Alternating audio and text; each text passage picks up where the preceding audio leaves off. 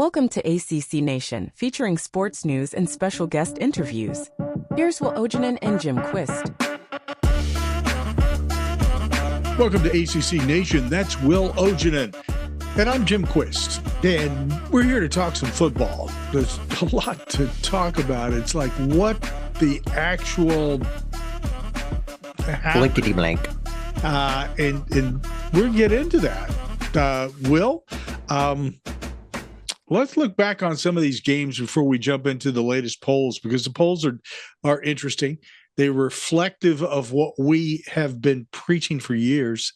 Wait until third, fourth week to really determine if the polls mean anything, because there's going to be a lot of topsy-turvy.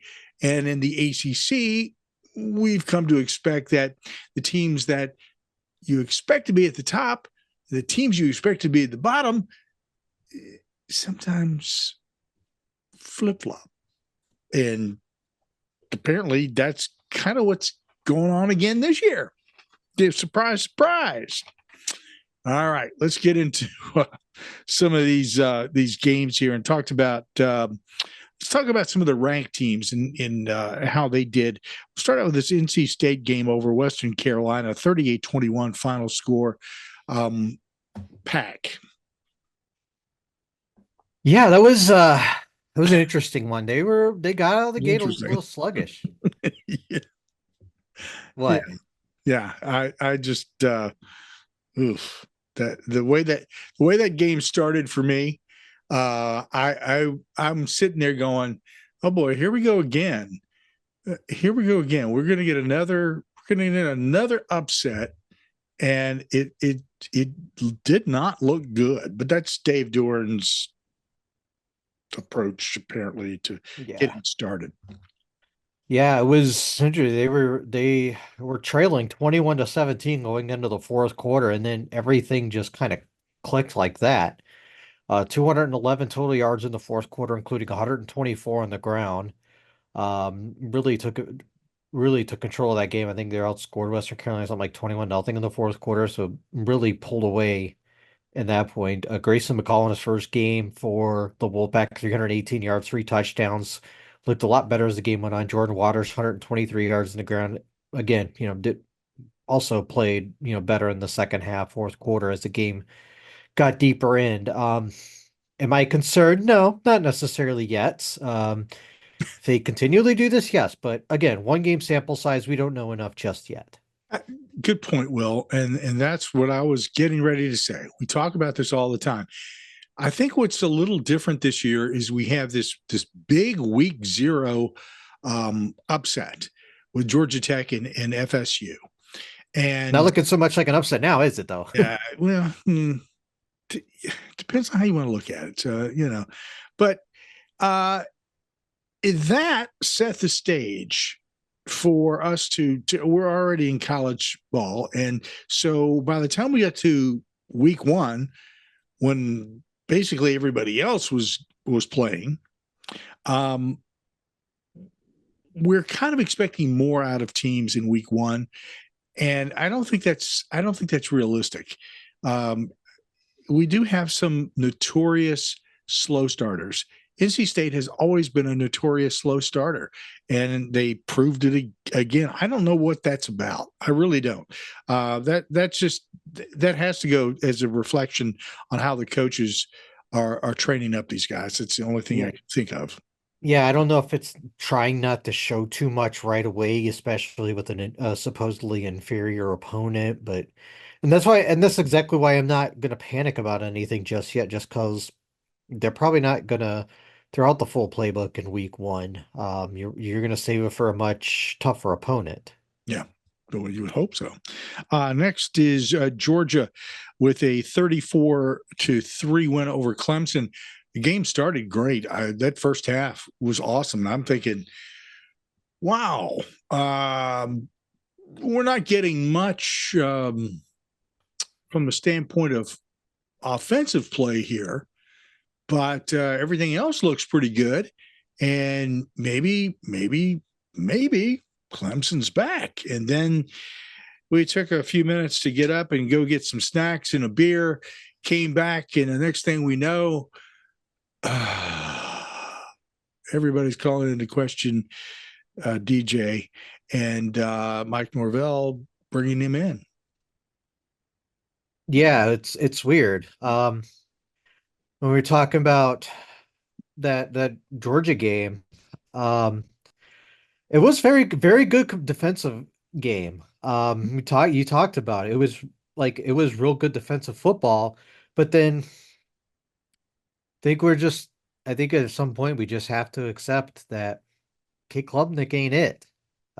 Starting to think he's not the quarterback we all think he was. And as much as, we might give him a better, more of an opportunity against a better, maybe not quite as good opponent. I mean, they're not going to face a team as good as Georgia the rest of the season. Let's be real about that part.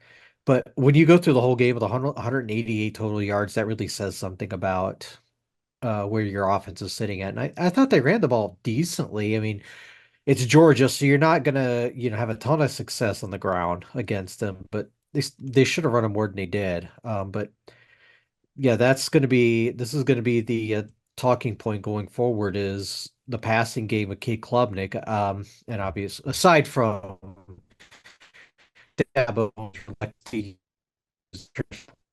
and beating the ground, and we're far beyond beating a dead horse with that topic. But yeah, if Clemson's getting back to the ACC championship game, they're gonna have to have an elite defense because I just don't think they're gonna get there with the quarterback play that they're getting right now. And I saw the look on your face. I did that on purpose, DJ and Mike Norvell. I wanted to see if you were paying attention. Sure. Slid that one right in well, there. I mean, DJU, bro, sorry. he's so the downfall of. Yeah.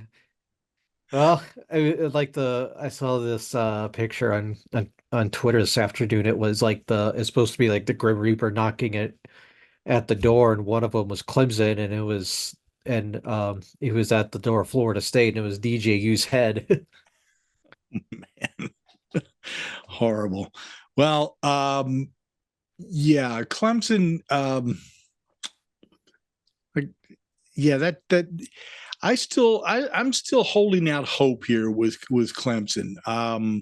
I don't have the same negative impression of Klubnik that I think a lot of people do. I'm going, well, let's wait another game. Let's wait another game. Let's find out. Like you said, one game is really not much of a sample to go by. We'll see what happens if they come out in the coming week and do something that looks like it completely turns things around. Then maybe we'll have a different opinion, or we'll go back to talking about how DJU is playing at Clemson. So anyway, for those of you who were listening to me say that, I'm sure you're going like, what the hell is he talking about? I just needed to slide one in there, and I did. We do ACC +1, so we look at Notre Dame mainly because we want to see what the Irish are doing because we're going to be playing them throughout the season in the ACC. So it's always good to kind of keep up with what they're doing South Bend. And so they came up with a nice win over Mike Elko's Texas A&M Aggies, 23-13, the final score there. We don't need to get into too much of the details of that game. I just think that was it was a decent showing. It wasn't so much for Texas A&M because they got a ways to go yet under Elko before things turn around. So yeah, and on the Notre Dame side, you're happy with what you saw out of Riley Leonard. He didn't do a whole lot, in passing game, but they ran the ball really, really, really well. averaging almost 6 yards a carry against, which is still a pretty good Texas A&M defense, and Yeah. getting almost 200 yards rushing. And again, this was another one of those games that was a good defensive battle. Like you talked about with the previous game for one half, it was like this for the whole game. And yeah, it's really impressive of Notre Dame to go into a hostile environment like College Station and get a win there. Yeah. Yeah. I give them kudos there. I, I think they came away with a decent showing, and it illustrates to me that that is a team to contend with. But so again, one game doesn't tell us enough. And here's another instance of one game not telling us enough about what the rest of the season is going to look like. But it was a delicious win for anybody in the ACC who happens to be located in Florida. Florida dropping a big bomb here. Miami came away with 41-17 win. And I can't help but think that Coach Napier is gone. He's going to be gone before the season's over. Yeah, I think we talked about this at one point. I believe we did, and we talked about the loser might be on the hot seat. And with this, this is more emphatic for Billy Napier than it is Mario Cristobal. I mean, I obviously very impressed with what I saw from Cam Ward and the Miami offense. Yeah. Ward was 385 yards, 3 touchdowns, 529 total yards in this game. Just I I don't think you could have, if you're a Miami fan, you can't be more happier than what you got out of the game Saturday. And obviously with some of the other outcomes, you are very excited about what, this brings, the potential of being, one of the top teams in the league right now. Still going to caution you that it's still 1/12 of the season, and we've seen Mario Cristobal teams play down to their opponents and take some L's, so Yep. caution. Caution. Big word. We're past caution. We're into red flag territory in this next game. Boston College. Now, when we had our interview for Boston College, we talked about the X factor, and that being a new coach who really knows his stuff.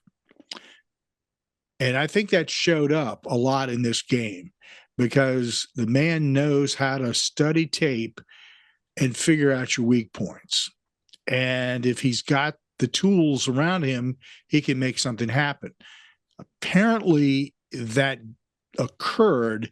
Now, at the same time, we're really looking at a huge implosion of the offense at Florida State. I can't figure it out. I watched over and over one particular pass that was just like, what in the hell were you even thinking? How could you miss that? Boston College came away with a big win. Again, I want to tell people, I don't think you should underestimate Georgia Tech, and I don't think you should underestimate Boston College. They have solid teams. They've got solid coaches, and I think that's the key. Their coaches really know what the heck they're doing and how to get the most out of their guys. They are. So you find a weak point, you go after it. That's what happened. Boston College, 28, FSU, 13. I was shocked. Same. I mean, credit to Bill O'Brien's staff because they probably looked at that tape from the Georgia Tech game. I'm like, oh, we got the kind of people that we can exploit their weaknesses with. And Mm-hmm. we were talking about right in front of the Georgia Tech game. We were talking about, oh, this might be the best defensive line in the country.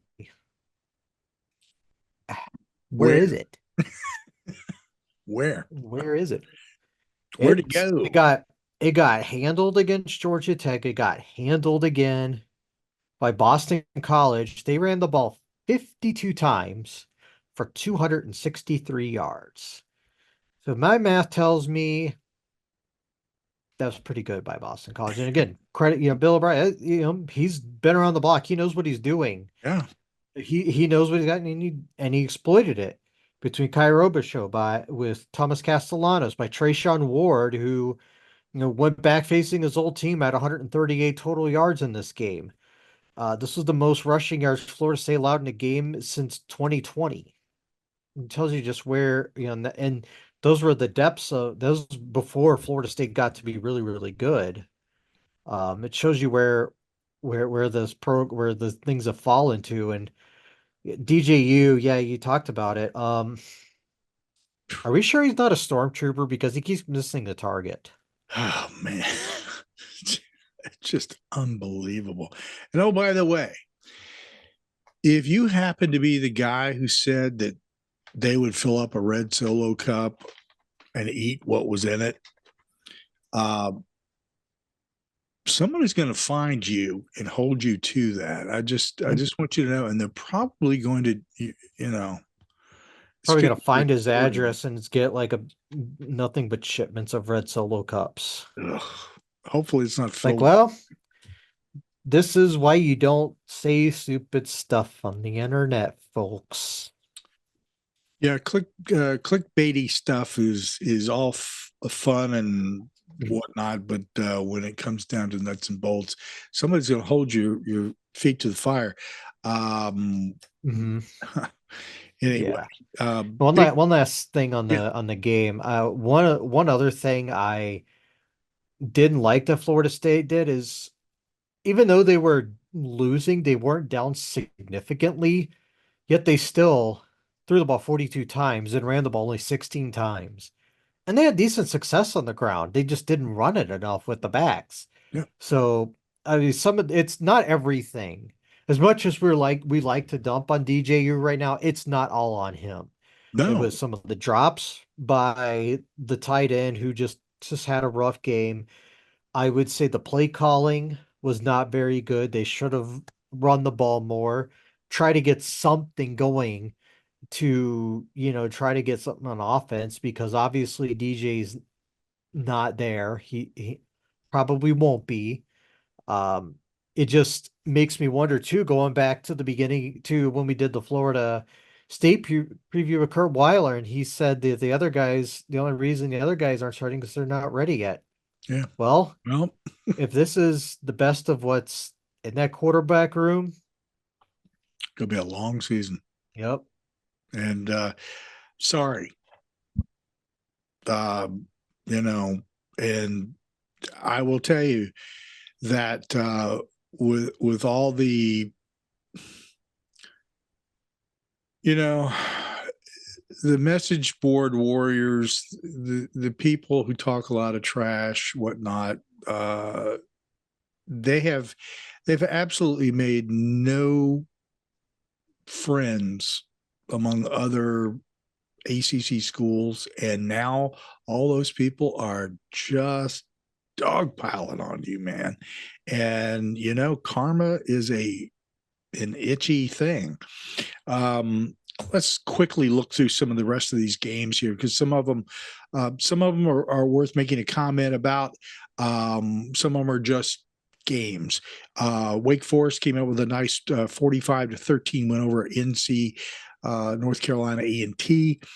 North Carolina with a close win over Minnesota. That was 19-17. That may be a game we want to make a comment on there. Yeah, I mean, it was not a very good football game. We'll be real about it, and we'll go on record before. I said this like the weekend before that I predicted there would be a lightning delay at some point around the game, because forecasts in the Twin Cities had thunderstorms several days in advance of that game. And yeah, we had some pretty severe storms. Y'all saw what we had here, around Minneapolis. I was at a memorial service for a friend who passed away, and the town that I was in actually had trees down, power was out all over the place, and they got it even worse. So, but as far as the game goes, yeah, again, not a very good football game. Max Johnson, that was a scary, brutal injury, done for the season. Uh, just sucks when Yeah. it's finally your opportunity and you can't even make it one game because of a kind of a freak injury. I mean, it really was. Um, and now we'll see what the quarterback situation's like from there. Amari and Hampton, he was the offense. Again, 129 yards on the ground and 5 catches, but Carolina only had 252 total yards. And that is a bit concerning. That they could only get muster that much. Yes, they won, but still they needed a missed field goal to win the game. So I do have concerns about the Carolina offense right now. Yeah, they got a long way to go to improve. Not an unexpected win here. Duke over Elon 26-3. This next game was a bit of a surprise for me. Not the outcome, but the way that it started. Stanford was really in it against TCU for quite a while before dropping 34-27. Yeah, it was quite a game. I mean, they're up 17-10 at halftime, as you mentioned. They were getting a lot done. I mean, Ashton Daniels is the offense. Let's be real. He had I've got it here. He had 232 of the team's 281 total yards. Um, I don't like when the offense revolves around one person. It usually um I just it just usually says something about the state of your offense when one person has to do all the work. Um, I mean he was sub 50% completion, but still like he had a nice night on the ground even though he was sacked 4 times. It helps that you have a receiver like Alec Aomanor who had 100 yards rush or receiving in this game. But yeah, there some of the warts we thought might be there with the Stanford team kind of showed. But still, credit to them for being competitive in this game and having a shot to win. Yeah, I think they did a nice job up front and showed a lot more than what people may have anticipated. I would just say that Stanford is at least a year, possibly two, away from being super competitive or in the running. Next I'd game say up, two for sure, personally. and it's all how you play the transfer portal and everything too. So anymore, I'm not even sure. It's just blowing the die and terror against the wall. Louisville blew out Austin Peay 62-0, delivering a very clear message that Coach Brom is coming for you. The next game was Pitt against Kent State, 55-24. A little more promising performance by Pitt in that game than perhaps one might have anticipated. Yeah, when we talked to Chris from Panther Lair, to preview the Panthers, this was one of the things is how this marriage would work, and it. I mean, for one game, it really worked. 554 total yards was the most since November 6th of 2021. This was the year they won the ACC Mm-hmm. with Kenny Pickett and crew. And it shows just what a good offense will do. Just a high flying offense. I mean, Eli Holstein ended up getting the start, threw for 330 yards, 3 touchdowns. Des Reed came in with 145 yards on the ground. News came out before the game that Rodney Hammond, their other running back, is ineligible, won't play at all this season. Um, I do have some concerns though. They still gave up 4 sacks, that offensive line did, Yeah. and 24 points to a team that I believe might have won one game last year. Yeah, that's concerning. There's some good and there's some bad. So we'll see how that all plays out. Maybe they'll be able to tweak things. This next game, there was this collective groan in Hokies Nation as this game played out. Virginia Tech just started off horribly. Okay, first game of the season, granted. But with all of the talk about where the Hokies were supposed to be and supposed to be in the top, let's say, top 5 teams in the ACC, wow, this was just disappointing. Overtime loss to Vanderbilt, of all teams, 34-27. Yeah, and I would put this loss somewhat on the coaching staff, honestly. They had a two their game plan offensively was too conservative in the first half. I mean, it just felt like it was all dink and dunk stuff with Kyron Jones. And meanwhile, yeah, I mean it's the trenches. I mean, Vanderbilt was much better in the trenches in that game. Had 181 yards on the ground. Some of that, their quarterback Diogo Pavia had over 100 of that himself. The Hokies offense couldn't get the run game going. They averaged 2.5 yards per carry. I mean, Jones looked good in the second half. His numbers looked good, 322, 2 touchdowns. Ended up cramping up at the end of the game and couldn't be in there at the end. They ended up bringing up the back of Colin Schlee, who couldn't connect on a fourth down pass and ended up being the loss. Yeah, this is a very concerning loss for the Hokies. Um, but again, it's one game sample size. I I'm of the what it's my kind of belief is, okay, you did it once, do it again, and then I'll believe you, Yeah, whether it be good or bad. yeah. We shall see. Syracuse came out with a 38-22 win over Ohio. I, unless you want to throw something in there, I don't think there's much to really say here other than Syracuse under a new coach, new schemes, didn't do too bad. I think my favorite thing from this game was Fran Brown's post-game comment about sending Ryan Day a bottle of champagne for Kyle McCord. Yeah, That was pretty good. he scored points on that one. Oh yeah. Well, when your quarterback throws 4 touchdown passes and 359 yards, yeah, you're gonna say that kind of thing. Yep. Um, Concerns I do have some with the Syracuse, especially defensively. They gave up 255 yards on the ground at 6.5 yards a carry, and then their star defender Marlo Wax is going to be out for 6 weeks. He was injured in that game, so don't be surprised if you see a lot of Syracuse shootouts in this season. Yeah. Next game up was Cal over UC Davis. Cal showing out pretty well here, 31-13. Cal is probably going to be more of a handful than most people anticipate in the ACC. I think they're sort of in the middle of the pack. At least that's my impression. Mhm. I mean, they got out of this game with a subpar effort from Jade Knott, only 49 yards on the ground, and never really had didn't really have any big plays either. I will say I'm concerned because Cal was outgained in this game by UC Davis by 304 to 281 margin.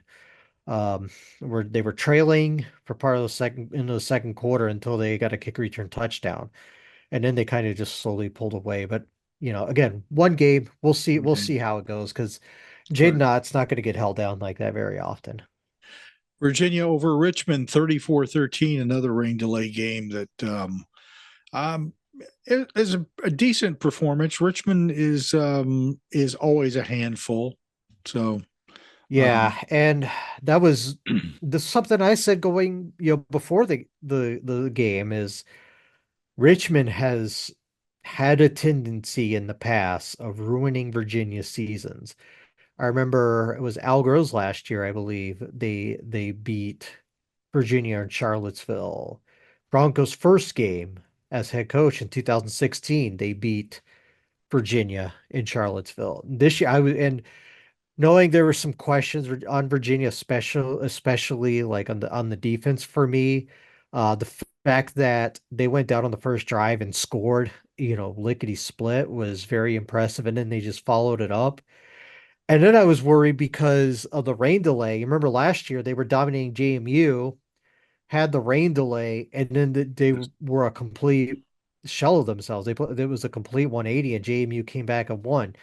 But they emphatically came back, scored a touchdown on that ensuing drive, and they were never really threatened in this game. Credit to the coaching staff for that. I mean, Anthony Calandria, 297, two touchdowns. Kobe Pace had 144 total yards in this game. I was very excited about that. It was, he had over 90 yards on the ground. This has been one of my big concerns with this Virginia team is they've not had a consistent running game, and they ran the ball well here. Yes, it was against Richmond, but it was just good to see for, confidence sake. And then Malachi Fields had 100 yards rushing, a touchdown, and a beautiful catch where he stretched out and made a really impressive play. Probably a Sports Center top 10 highlight, honestly. Nice. It was a really nice play. Georgia Tech, I think Georgia Tech, there's more than meets the eye here. They have a 35-12 win over Georgia State. There's more to this team than just meets the eye. And I just have in the back of my mind, this is definitely a team to be watching. Yep. When we were talking about this game, I said I was worried, there could be a letdown factor here. Just don't do anything to allow Georgia State to be in this game. And they were never really threatened. Um, Even though Georgia State does have two former ACC quarterbacks, and it's on its chart, and Christian Veilleux, who started, went to Pitt, and then Zach Gibson, a former Yellow Jacket himself. Um, Haynes King, 24, 29, 275, two touchdowns, looked really good. Didn't need to run the ball out, which is something I like to see, because, I'm always worried about quarterbacks who run a lot. He didn't run a lot in this game. Jamal Haynes had a nice day on the ground, 84 yards and a touchdown. Malik Rutherford, 7 catches, 131 yards. Again, he's been a big time player for the Yellow Jackets in the early moments of the season. And Georgia Tech, 2-0 with a couple of impressive wins, and you got to be very happy right now if you're a fan of the Bees. And SMU making a statement with this win. I don't, it should be this big of a win. 59-7, SMU over Houston Christian. Not again, considering who you're playing, but the fact is they're putting the points up on the board and they're saying, here we are. And this may not be the year, but SMU is one of those teams, definitely a year, maybe two, depending on how you want to look at things. That's a team to watch. I'm excited to see what they can do. I mean, they're not going to learn a lot from this game. Even though they ran the ball really, really well, but it's Houston Christian. They were gonna smoke them. We all knew it. Yeah. We'll get into the upcoming week's play in just a moment, but let's take a look at the AP and the coaches poll, because it's a little bit of discrepancy in these, other than the top five, essentially. AP, Georgia is at number one, which why not? 2, Ohio State, 3, Texas, 4, Alabama, and at 5, it's Notre Dame. Then we get into the ACC teams. At number 12, it's Miami. Number 22, Louisville. Number 23, Georgia Tech. Number 24, NC State. Number 25, Clemson. And in the receiving votes category, Boston College, pretty close here, folks, at 27. SMU's coming up, 32. North Carolina getting just enough votes to come in at 39. I don't know that I have any qualms about again, until the third week of play, it's just sort of like, let's see what sticks. Um, let's look at the Yeah, coaches poll. Yeah, go there's ahead. not a whole lot to glean from it either. I mean, they're fun to look at, but what they mean in early September is very little. Nothing. Nothing, I say. The coaches poll is slightly different. Georgia, Ohio State, Texas, Alabama, Ole Miss. Then they have Notre Dame at number 7. At number 15, it's Miami. 22, Clemson. 23, NC State. 24, Louisville. The receiving votes list is 26, Georgia Tech. 31, SMU. 40, Boston College. 45, North Carolina. And at number 48, Syracuse. There's always somebody up there voting for Syracuse. Or is going to get that one stray vote. And we can look that up, by the way, and tell you who that is, but we're not going to do that. So, just let you know. I've always found it amusing when we get to that point. Let's look at what's coming up here for week 2. Some interesting games. Friday night, SMU and BYU. And SMU is a 10.5 point favorite, which I find interesting. Yeah, I mean, I I mean, it's an interesting matchup. You've got a BYU team who was down a little bit last year. With they won their opener against an FCS school, and SMU's 2-0. They've got a little more on tape for them, but again, this game's at their place. I think they're probably going to win. Yeah. Next up, it's Duke and Northwestern. Northwestern is a 2.5 point favorite. It's just like what you said in the first one we just talked about. You know, there's only so much that you can glean from what's been done so far to really determine whether that's an accurate portrayal of what's going to happen in this game. Yeah. And this game's being played on their temporary stadium right on the lake there, so it'll be an interesting watch for that alone. I don't know what to think of this game. I mean, Duke, looked decent in their win. Northwestern, played a pretty solid opponent and won. Yeah, I have no idea what to think of this game. Probably would lean Northwestern, but again, no confidence in that. Yeah, and being at 2.5 favorite, that's the odds makers are sort of like, eh. On Saturday, it's Miami taking on Florida A&M. That's the sort of game that there's nobody putting odds on it because it's just not worth doing.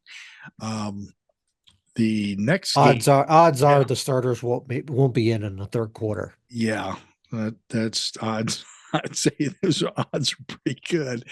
Up next is NC State taking on Tennessee. Tennessee is the Volunteers are an 8 point favorite in this game.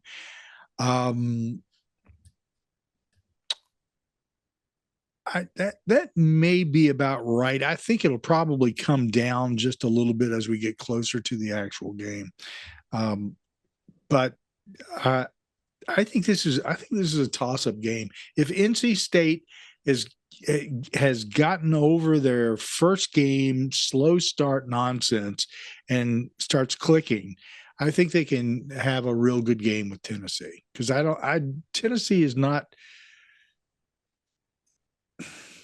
so far has not convinced me that they should be ranked as high as they are. I mean, it helps to have that SEC thing, in front of you. But yeah, I'm really excited for this game because this is this Tennessee team, they do have a promising quarterback in Nico Alamalieva. I'm struggling with that one still. He's a very promising quarterback. But yeah, we saw NC State again struggle for 3 quarters against an FCS opponent. But again, how much are you going to put on tape with an opponent of this caliber up ahead. So you don't. Exactly. So there's still plenty of tricks up the NC State offensive sleeve. But yeah, I probably would still lean towards Tennessee in this game. But if NC State won this game, not I wouldn't be surprised. I would love that. just to be frank Just about it. just to get Powell to shut up. Yeah, I also have a friend she's a vet, and she went to Tennessee. She's a big Tennessee fan. So every time we get together, it's all about Tennessee in the SEC. It's just nonstop. So this type of win by the Pack would just absolutely delight me to no end, because I will be playing that over and over for her at every. We'll no longer be friends, in other words. Next game up, Louisville and Jacksonville State. Louisville is a 28-point favorite there. I, you know, it just is what it is. Again, not playing anybody big.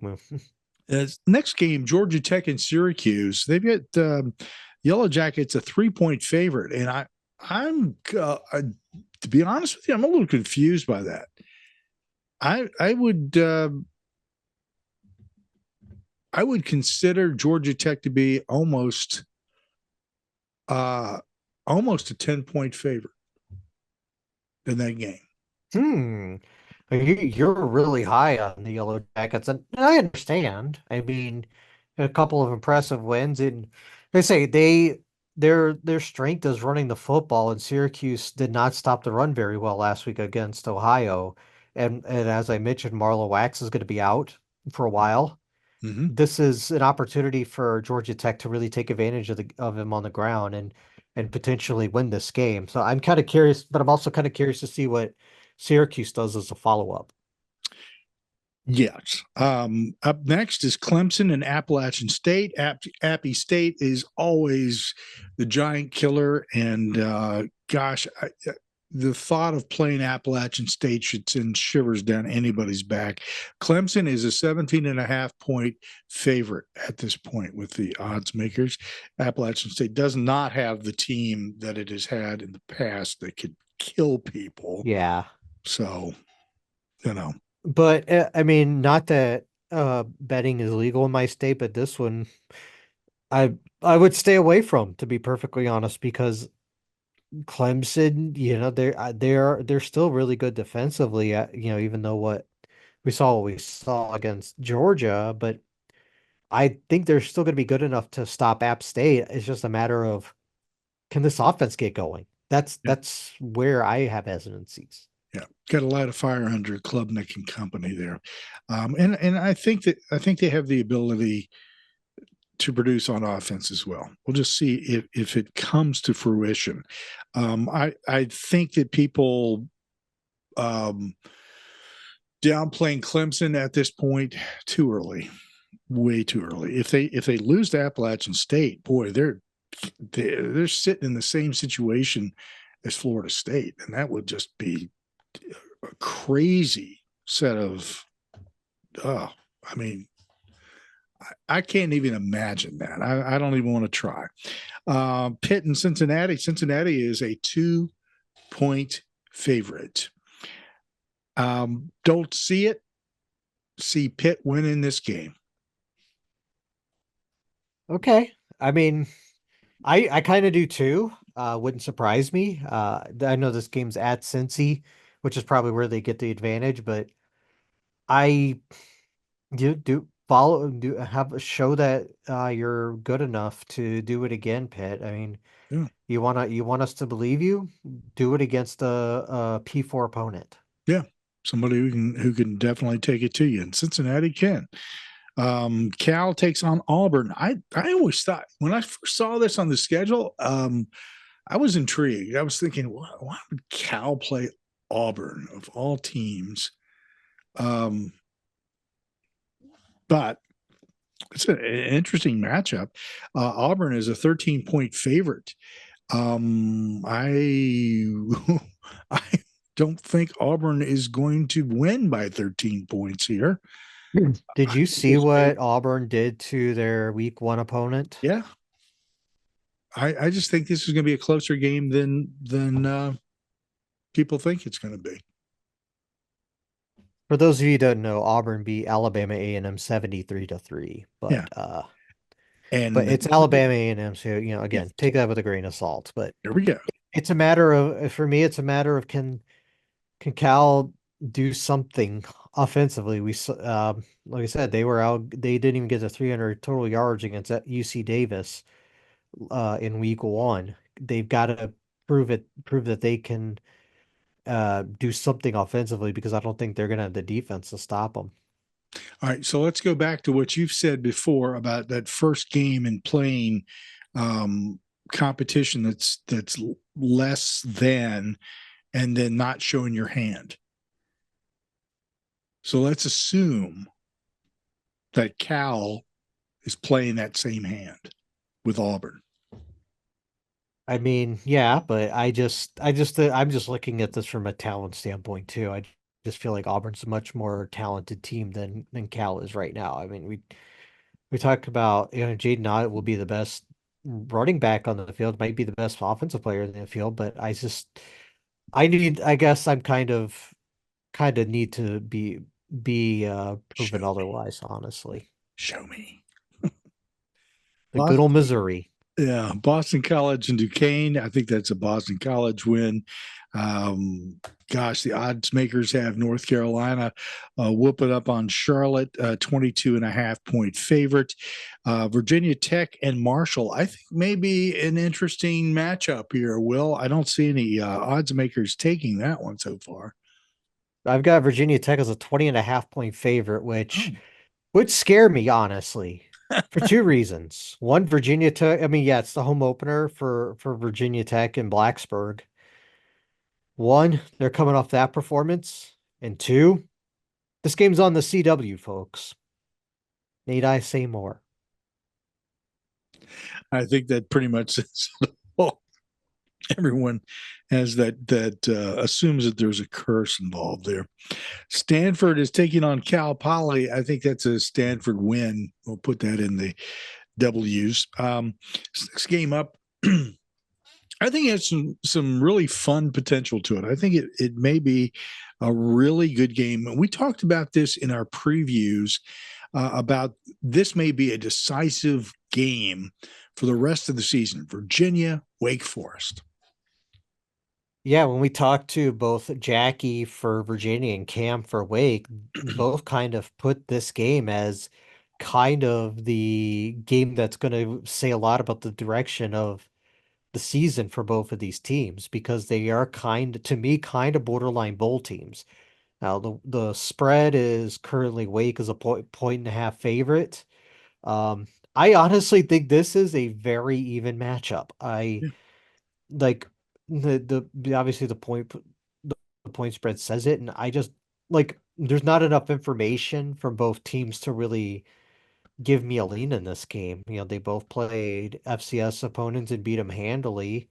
So I honestly don't really have a good Way pick to for this judge it. game. Yeah, there's no way to judge this. We're just gonna have to see how it all comes out in the wash. And Notre Dame is a 28.5 point favorite over Northern Illinois University Huskies. Yep. Um, Yeah. so, talking about Vegas odds, this is an interesting story that I saw. Well, let's see what you think about this. Vegas has both Shane Beamer and Dabo Sweeney among their top 8 of first fired coaches in the FBS. The Dabo one's ridiculous. He is not going to get fired. I doubt it. Highly doubt it. Sucker punch right there. I think it's very likely he will resign instead of being fired. Um, right now, if it were to happen like this season, I think it's probably 95% chance he would resign instead of them firing him. They're not going to fire him. I just don't see it. I don't He's see done too part much of for it. this program. Yeah. The Shane Beamer one, sure, they kind of looked like ASS on their first game, and honestly, it wouldn't surprise me, honestly. Last note of importance here, looking at some week one ACC stadium attendance numbers. And I did not have information on Florida State here. So anyway, the top teams, the top dog is NC State, 100%. Next up is Wake Forest, 93%. SMU, 85%. Way to go. Way to go. Fill those stadiums. Now, who needs to do better? Cal and Duke, both in that 50% grouping. And, I think that as their season goes on, they'll probably put more people in those seats. I don't know. Maybe. I mean, some of that could be opponent dependent too. Yeah, we'll see. All right. That's a look at week one, and a look forward at week two, and some thoughts on a lot of other malarkey as well. Hey, just a real quick point here. Just for folks who are watching, especially on YouTube, Will has had some technical issues on his end, and he's running off a hotspot on his phone, believe it or not. So there were a couple of points there in which he froze. So, and that explains it. Okay. And this stuff happens, and we just kept rolling right on through it. Yeah. My modem crapped out Sunday, so we're without internet at least for another week. That's the earliest we could get a tech out here. So thank you to the person who invented the hotspot. Yes, comes in very handy in a lot of situations. All right, sounds good. Hey, Will and I have been talking a little bit about this, and I'm sure you're going to be seeing a little bit more of it as the weeks progress. We're going to be dropping in some both audio and I guess visual as well, daily reports from time to time. And so you'll be seeing a lot of that. Make sure that you subscribe to us podcast wise. Just go to our accnation.net page. You'll find the subscription link there. You'll also find a link to subscribe to YouTube. And if you want to listen to us on streaming radio, again, there's a link, and all you got to do is click, and it's right there, accnation.net. So until next time, cheers. Skål. Thanks for listening to ACC Nation. Be sure to listen, like and subscribe to our podcast, radio, and YouTube channels by visiting accnation.net. Follow us on Instagram, X, Facebook, Mastodon, Threads, Blue Sky and Reddit at ACC Nation.